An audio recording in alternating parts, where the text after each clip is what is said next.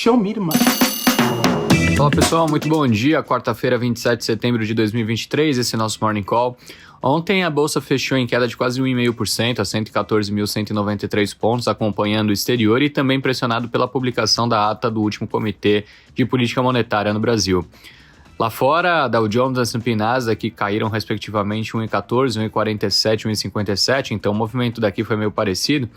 E por lá, os investidores continuam monitorando as questões dos Treasury Yields, né, as taxas de juros ali na curva que vem subindo praticamente de forma ininterrupta desde a última quarta-feira, quando o Fed manteve os juros ali em 5,25 a 5,5, mas com o seu presidente, né, Jerome Powell, mais duro no seu comunicado.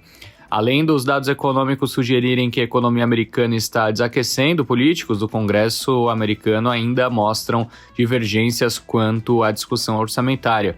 Tudo isso fortaleceu o dólar mundialmente, com o DXY, que mede a força da divisa americana frente a outras de países desenvolvidos, ganhando 0,17 a 106,18 pontos. E frente ao real, o dólar se valorizou 0,42 ali, fechando a quase 4,99. Fora as questões vindas dos Estados Unidos, a China também não ajudou, né? Preocupações com o setor imobiliário do gigante asiático derrubaram o minério e, decorrentemente, os papéis ordinários da Vale caíram 1,56 na sessão e pesaram para o nosso índice.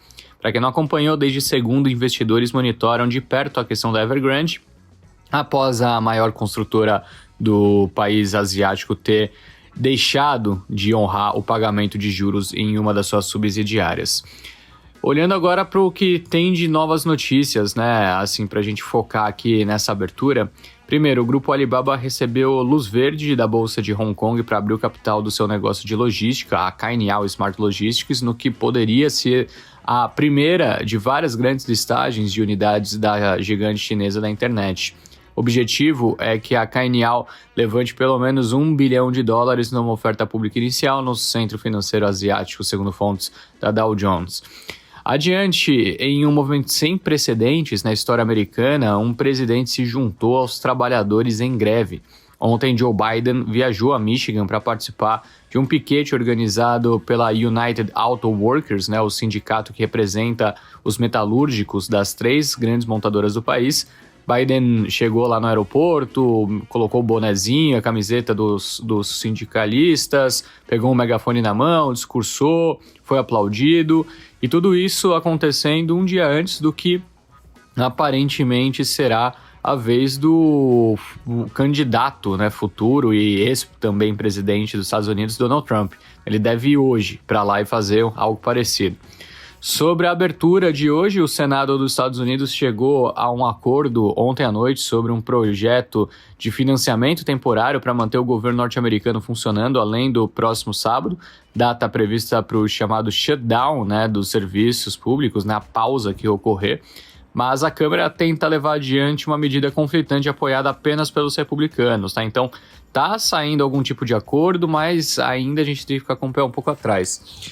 E interessante perceber também que no Brasil, após meses de críticas à condução do Banco Central, o presidente Lula recebe Roberto Campos Neto pela primeira vez hoje no Palácio do Planalto. O encontro vai ocorrer no final da tarde, será o primeiro entre os dois desde que Lula assumiu seu terceiro mandato. O ministro da Fazenda, Fernando Haddad, também deve estar presente. E indicadores, né, para a gente olhar, lembrando que a partir de amanhã saem vários importantes ao redor do mundo, mas aqui no Brasil, a agenda traz dados da confiança da indústria, de setembro, às 9h30, e durante a tarde os dados do fluxo cambial semanal e relatório mensal da dívida pública de agosto. Sobre os números da abertura, futuros Dow Jones e S&P Nasdaq subindo 0,27, 0,38, 0,40. Na Europa, os movimentos são um pouquinho mais mistos, tá? No Brent, uma alta de 1% a $93,34, uma pequena recuperação das perdas dos últimos dias, assim como no minério, né, em Dalian, o minério, portanto, sendo negociado em alta de 0,59 a $115,78. Para fechar, Bitcoin e Ethereum subindo 0,31 e 1,07 sem grandes destaques.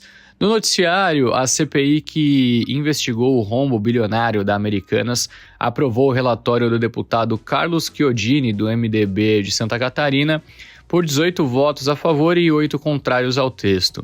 Numa sessão de críticas de deputados contrários à conclusão, a votação terminou por referendar o trabalho da relatoria. Chiodini defendeu que não poderia apontar culpados, já que as investigações conduzidas pela comissão não indicaram a responsabilidade clara de membros do conselho de administração da companhia ou dos acionistas de referência da empresa, o trio Jorge Paulo Lemann, Carlos Alberto Sicupira e Marcel Telles, né? Então, a responsabilidade não caiu no colo de ninguém. Pelo menos na parte da CPI, outras investigações estão sendo realizadas. Na segunda notícia, a OpenAI está conversando com investidores sobre uma possível venda de ações que avaliaria a startup de inteligência artificial idealizadora do ChatGPT entre 80 e 90 bilhões de dólares. Isso é quase o triplo do seu nível no início desse ano, segundo disseram pessoas familiarizadas com as conversas.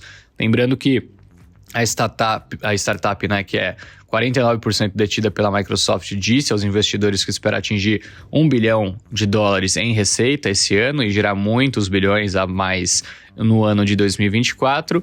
E vamos ver se acontece, né? Uma avaliação de 80 bi acima disso tornaria a OpenAI uma das startups mais valorizadas do mundo, atrás da SpaceX ali do Elon Musk e da proprietária do TikTok, a ByteDance. E por fim, tem muitas dúvidas, né, em relação ao valuation da NVIDIA. A gente até fez programa lá na Expert falando sobre isso. E é interessante notar que, enfim, as ações foram caindo ao longo desse mês, conforme os juros lá fora foram abrindo, né? E algumas pessoas em Wall Street acham natural e outras enxergam oportunidade. É o caso do Morgan Stanley, tá?